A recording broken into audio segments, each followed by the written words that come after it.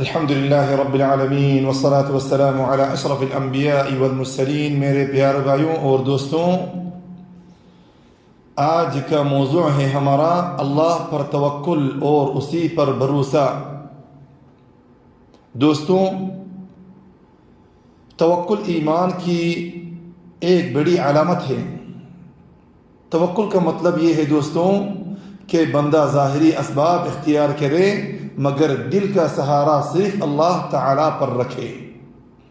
اللہ تعالیٰ نے قرآن مجید میں فرمایا وَعَلَى اللَّهِ فَتَوَكَّلُوا إِن كُنتُم مُؤْمِنِينَ، اگر تم مؤمن ہو تو اللہ ہی پر بھروسہ کرو، تو اللہ ہی پر بھروسہ کرو۔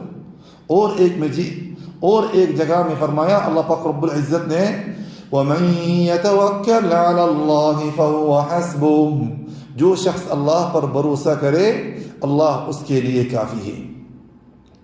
نبی اکرم صلی اللہ علیہ وسلم نے فرمایا، یہ حدیث امام ترمذی اپنے سنن میں روایت کیا ہے، لو انکم تتوکلون علی اللہ حق توکلہ لرزقکم کما یرزق الطیر تغدو خماصا وتروح بطانا، اگر تم اللہ پر ویسا بھروسہ کرو جیسا کرنے کے حق ہے تو تمہیں ویسا ہی رزق دیا جائے گا جیسا پرندوں کو دیا جاتا ہے، وہ صبح بھوکے نکلتے ہیں اور شام کو پیٹ بھر لوٹتے ہیں۔ دوستوں اور معزز حاضرین، عمل اور توکل کا تعلق کے بارے میں کچھ فائدہ حاصل کرتا ہوں۔ توکل کا مطلب یہ نہیں ہے کہ انسان ہاتھ پر ہاتھ رکھ کر بیٹھ جائے، بلکہ شریعت نے ہمیں اسباب اختیار کرنے کا حکم دیا ہے، مگر نتائج اللہ کے سپرد کرنے کا، نتائج اللہ کے یہاں ہیں، اللہ کے سپرد کر دینا ہے، ہمارا یہی ذمہ داری بنتا ہے۔ نبی اللہ صلی اللہ علیہ وسلم خود میدان جنگ میں نکلے، اسباب اختیار کیے مگر دل سے مکمل بھروسہ اللہ پر رکھا ہے۔ اللہ تعالیٰ فرماتا ہے فَإِذَا عَزَمْتَ فَتَوَكَّلْ عَلَى اللَّهِ، یعنی جب تم ارادہ کر لو تو اللہ پر بھروسہ کرنا ہے، تو اللہ پر کیا کرنا؟ بھروسہ کرنا ہے۔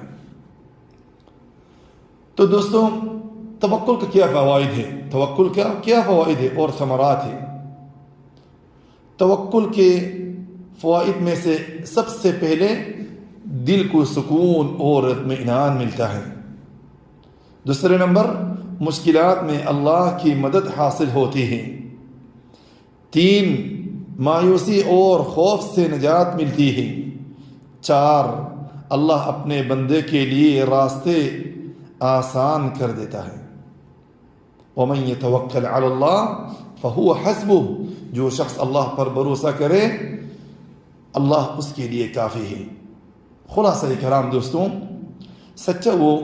سچا مومن وہ ہے جو اسباب اختیار کرنے کے بعد بھی دل سے اللہ پر بھروسہ کرے، چاہیے حالات جیسے بھی ہوں، وہ یہ یقین رکھے کہ اللہ ہی کارساز ہے۔ حسبنا اللہ ونعم الوکیل، اللہ ہمارے لیے کافی ہے اور وہی بہترین کارساز ہے۔ وصلی اللہم وسلم علی نبینا محمد وعلی آلہ واصحابہ اجمعین۔